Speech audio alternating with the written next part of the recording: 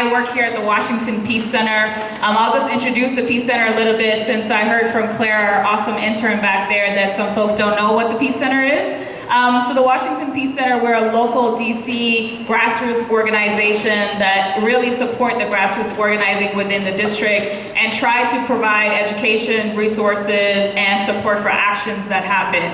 We also like to do these kind of events here, such as political education events, but try to connect struggles and the local work and also the international work that's happening against imperialism.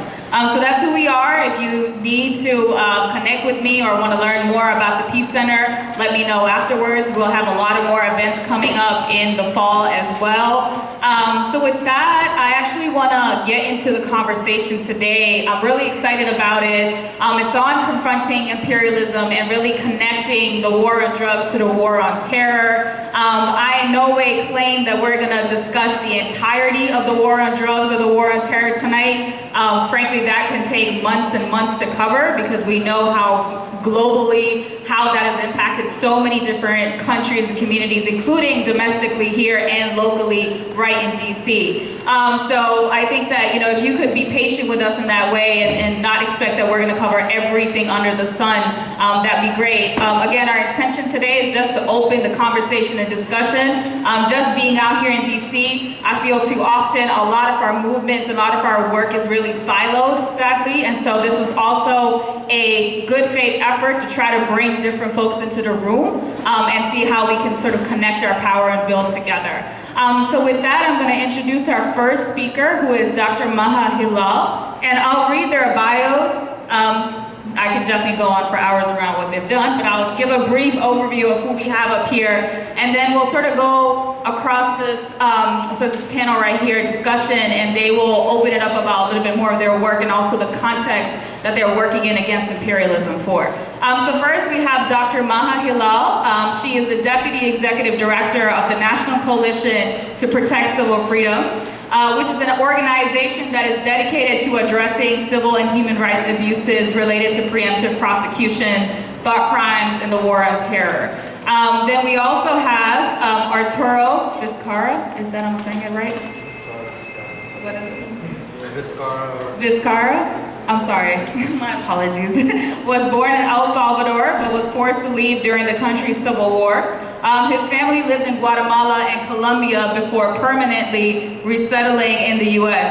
He studied international relations at the University of Delaware before obtaining a master's in international relations and a JD from Boston University. We also have Joe, and Joe, how do you say your last name? Kiambao. Oh, Kiambao. Kiambao? All right. Well, this is a lesson in names. Serves as Secretary General of Gabriela, Washington, D.C. Gabriela, D.C. formed as a vehicle to empower Filipino women in their communities whose human rights and welfare are being attacked and neglected. It is the D.C., Maryland, and Virginia chapter of Gabriela USA. Prior to organizing with Filipino women, Joe coordinated with Katarungan Center for Peace, Justice, and Human Rights in the Philippines, working to raise awareness around the human rights abuses and violations in the motherland. All right, can we give them a hand of applause here? Awesome. All right, great. So with that, I'm going to start out with Dr. Maha Hilal, who's going to talk a little bit about the context that her work is and do some of the framing around imperialism that we're going to talk about tonight. So thank you. Can you guys hear me back there? Yeah? Okay. So I want to thank Dirakshan Raja for putting this event on. It's definitely a much needed event. And I also want to thank Arturo and Joe both for being on the panel and sharing their wisdom with us tonight. I also want to thank Arturo for bringing forth this idea of connecting the various struggles when we think about war on terror and war on drugs. So I also want to preface this by saying thinking about the war on terror or the war on drugs in terms of imperialism is somewhat new to me. And I'm sure none of you in this room are, surprised, but typically in the American education system, we're not taught to think of imperialism, right? We're taught to think about discrete policies that operate by themselves and not towards a larger goal of taking over or controlling other countries. So when I was doing my PhD, I in fact wrote about the war on terror, but I never once included any research on imperialism and what the policies contributed or did not contribute to that overall goal. So what I usually like to do is to start out presentations with quotes that I think kind of capture the scene and frame what we're talking about. So this quote is from a book called Empire, and I have to confess I have not read the whole thing, and this is by no means a statement about what the entire book is about, but the authors state the following. The United States, they write, does not, and indeed no nation state can today, form the center of an imperialist project. Imperialism is over. No nation will be world leader in the way modern European nations were. So this is from Michael Hart and Antonio Negri. And then the next quote is, debating imperialism is a bit like debating the pros and cons of rape. What can we say? That we really miss it? This is Arundhati Roy. So these two quotes are very telling in terms of what it is that we call what we're seeing, in terms of global domination, in terms of occupying countries, in terms of exhibiting control over their political, economic, and natural resources. And then Arundhati Roy, of course, writes extensively about empire and imperialism, but in this quote she's talking about, sort of that it's gone. This form of imperialism that we're taught to understand is perhaps gone. But that doesn't mean there's not a new form. And I think what we're here to discuss is precisely that, the new form of imperialism. So when you think about what imperialism is, you can do a Google search and of course you'll come up with numerous definitions. But I think that in general we can agree on a couple of things, which is that, that imperialism is a system of dominance. It's political, economic, and cultural dominance. It's a logic of oppression, as Arun Kundnani says. Control of internal forces within a country. This is sort of my own interpretation. So a cyclical strategy whereby domestic and foreign policies reinforce one another in the service of dehumanizing a target group to justify intervention strategies based on long-term involvement and domination. So it's important, right, to recognize, and we're all here to recognize the fact that this is not simply a matter of foreign policy, right? It's a matter of domestic and foreign policy that serve the needs of one another. And lastly, it's a set of diffuse strategies that use vague terms to delimit the boundaries of action. So when you say war on terror is perhaps more obscure than war on drugs, right? In terms of perhaps how you'd understand what the boundaries would be. What exactly does the war on terror mean? What does it mean to exact war on a word, on terror? So by using this sort of terminology, it kind of opens the floodgates in terms of what we're talking about, what it involves, what it entails, and how far the US will go.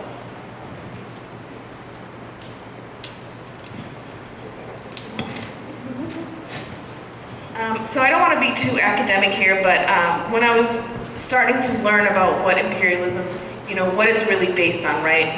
We know that imperialism is based on racial, national, and cultural superiority. It's also based on this idea of social Darwinism, right? So we have Darwinism, which is the survival of the fittest. This idea of social Darwinism is that it's the countries who are the fittest, right? So the US is perhaps ruling the world because they are the fittest, right? It's not because they have taken the resources of other countries. It's not because they have exploited them. It's not because they have dehumanized them. It is because they are inherently better leaders and better able to dominate the world. And I only have 1 minute, so this is one last thing I will say to actually connect it to the war on terror, which was my job. So when I was thinking about the ways in which these sort of wars operate in the service of imperialism, right? There's different ways. So we have the war on drugs versus the war on terror. To me, the distinguishing factor in the operation of the war on terror is the use of ideology, right? So we're claiming in the US that we are superior for a number of reasons, including that our ideology is better than that of those Muslim countries or that of the Muslim people. It's one that is a war of ideology. There are numerous kinds of wars. You can talk about wars of natural resources, etc. But in Latin America, perhaps, where Christianity is the dominant religion, it's not necessarily a question of ideology, right? That is not the main focus of the arguments that are made, but rather with the Muslim world, this is. So I just want to read quick quote.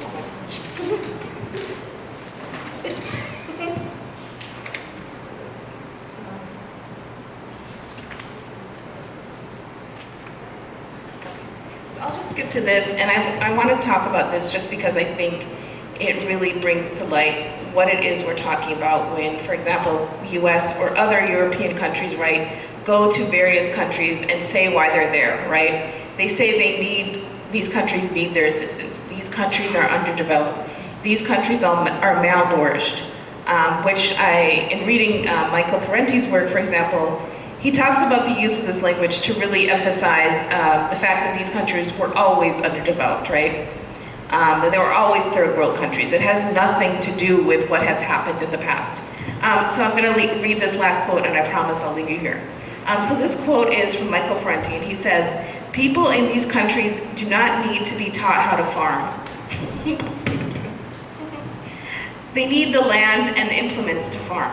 They do not need to be taught how to fish. They need the boats and the nets and access to shore frontage, bays, and oceans. They need industrial plants to cease dumping toxic effusions into the water. They do not need to be convinced that they should use hygienic standards. They do not need a Peace Corps volunteer to tell them to boil their water, especially when they cannot afford fuel or have no access to firewood. They need the conditions that will allow them to have clean drinking water and clean clothes and homes. They do not need advice about balanced diets from North Americans. They usually know what foods best serve their nutritional requirements. They need to be given back their land and labor so that they might work for themselves and grow food for their own consumption." So thank you all very much.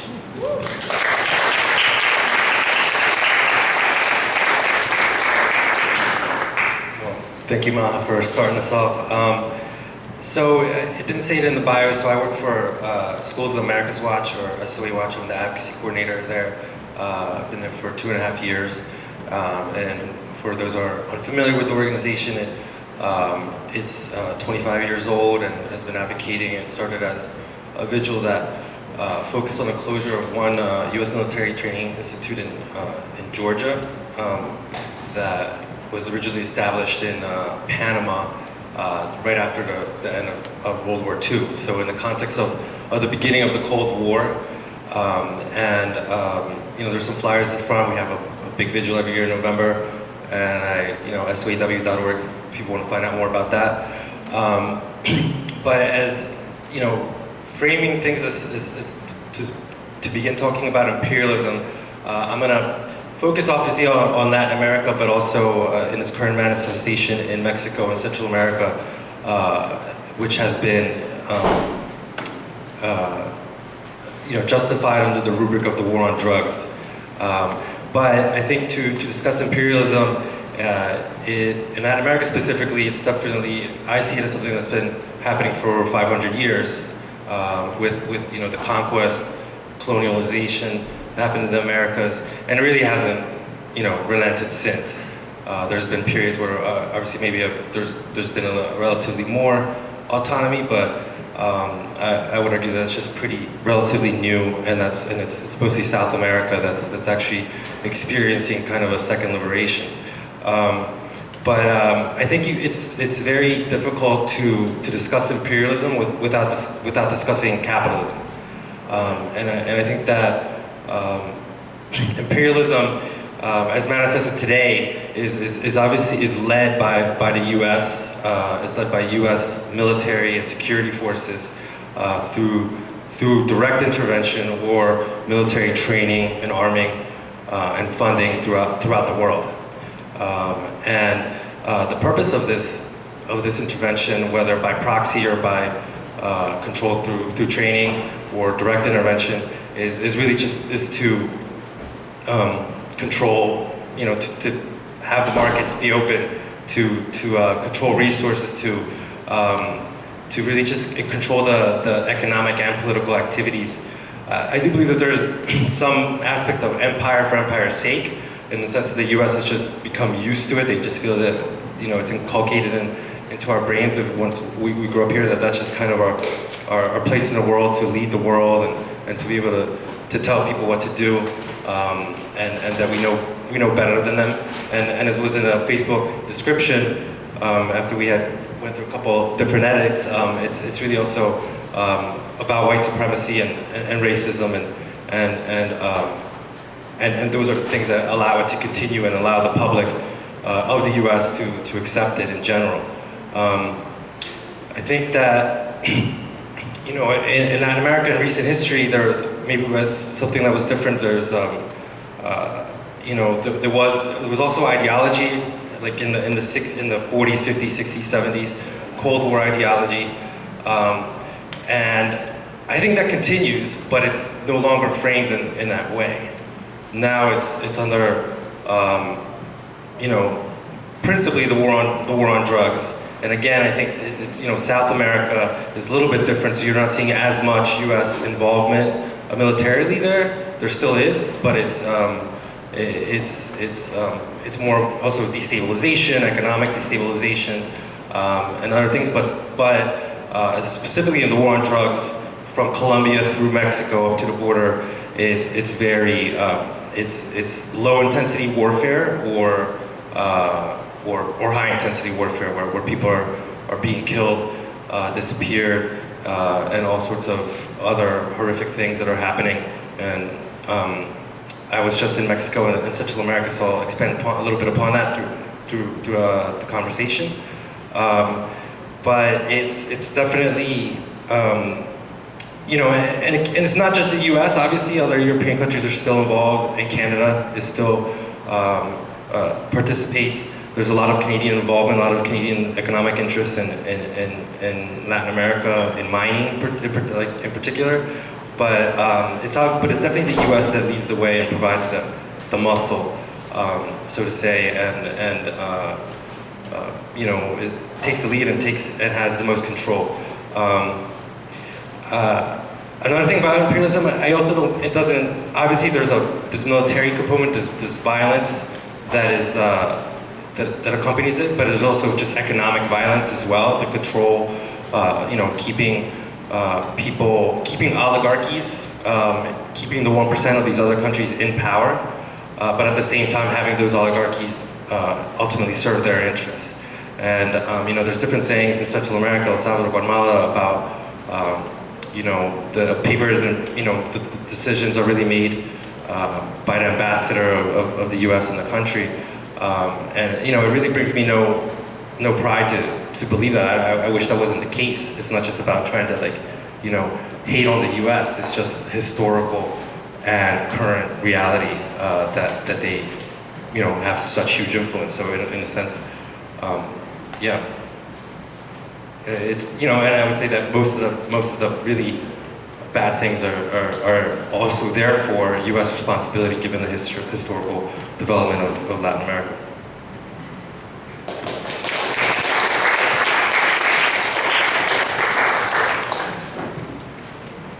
So I think I'm going to just talk a little bit maybe and spring off from what Arturo had mentioned, and particularly talking about imperialism as it pertains to capitalism, and also in the context of the Philippines. I think historically in the Philippines, from 1898 to 1946, we've had U.S. military occupation in our country. And it only was it in 1992 that we were able to kick out U.S. troops because of people power and the rise of revolutionary forces at that time. But particularly for the Philippines, it would be a lot of economic interest and securing economic interest for the U.S. I think part of U.S. empire as one of the wealthiest nation across the globe, it's seen as this model, right? And it's also the model for both culture and how to conduct sustainability, peace, development.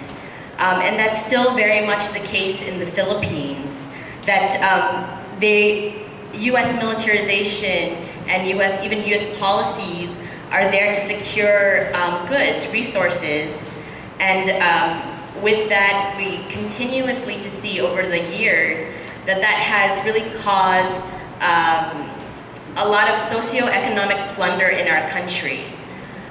When we talk about the Philippines, we talk about it as if it's kind of the buddy of the U.S. It's kind of the U.S.'s like little brother in the Asia and the Pacific. And that's because there is that relationship that we do, a strategic relationship with the U.S. government.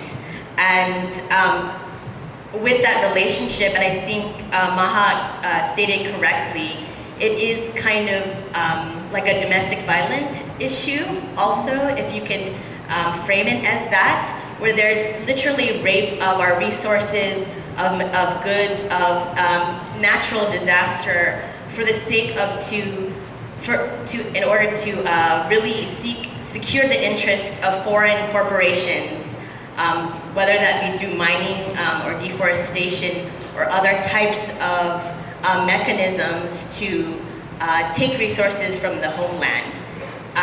The Philippines is still very much a semi-feudal, semi-colonial economic system.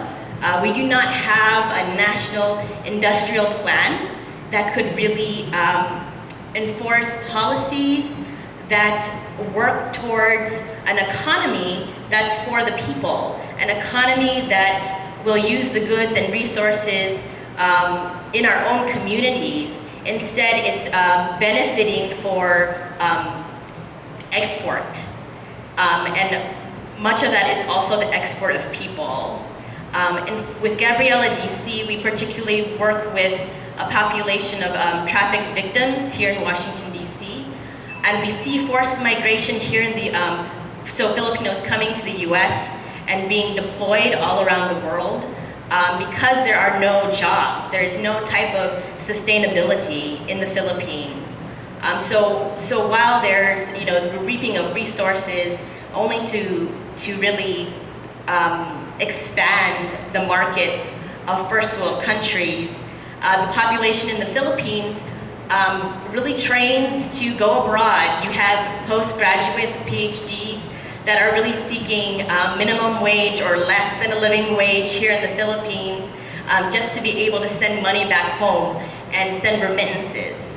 So instead of an economy that is really trying to develop in terms of for the people's interest, we see an economy that's dependent on U.S. dictatorship or U.S. hegemony in the country. And we also see that it's dependent on the remittances of overseas workers. We have, Filipinos are everywhere. I'm sure if you've traveled outside, we're in Hong Kong, Malaysia, Saudi Arabia, everywhere. And the third of the Philippine economy is actually relying on remittances. So for us as Gabriela, as Alliance and Buy in USA, we've worked towards really exposing and opposing how